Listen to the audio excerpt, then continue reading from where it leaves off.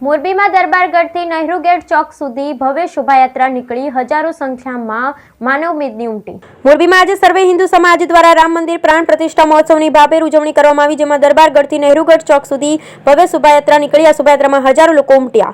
Morbi દરબારગઢથી Nehru gate સુધી રોશનીથી જગમગાટ કરવામાં આવ્યું। આશરે 500 વર્ષથી લાંબા સંઘર્ષને આજે કરોડો હિન્દુસ્તાનીઓની ભગવાન શ્રી રામ પ્રત્યેની ઊંડી શ્રદ્ધા અને ભક્તિ રૂપે અયોધ્યામાં ભગવાન રામલલ્લા બિરાજમાન થવાની ઐતિહાસિક ઘડી સાકાર થવાથી મોરબી જિલ્લા સહિત સર્વત્ર રામ ભક્તિનું મોજું ફરી વળ્યું છે।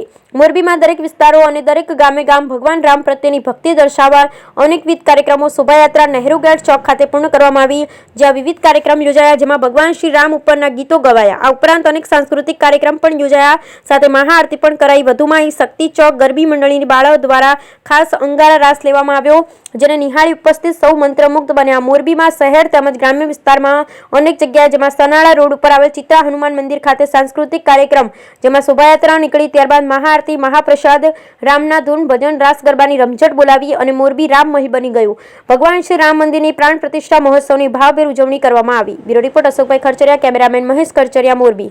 હિન્દુ સમાજ જે લાગણી અને ઉત્સાહ અનુભવી રહ્યો છે, તેમાં મોરબીમાં પણ સર્વે હિન્દુ સમાજ દ્વારા એક ભવ્ય શોભાયાત્રાનું આયોજન કરવામાં આવ્યું છે અને સમગ્ર મોરબી હિન્દુ સમાજમાં એક હર્ષની લાગણી છે।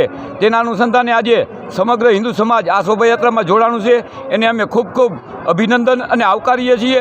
આ રામનું કામ છે। આવીને આવી શોભાયાત્રા જ્યારે રામ નોમી આવે ત્યારે આપણે આથી તન ગણી કાઢવાની છે, તાકાતથી સર્વે હિન્દુ સંગઠન સમગ્ર હિન્દુ સમાજને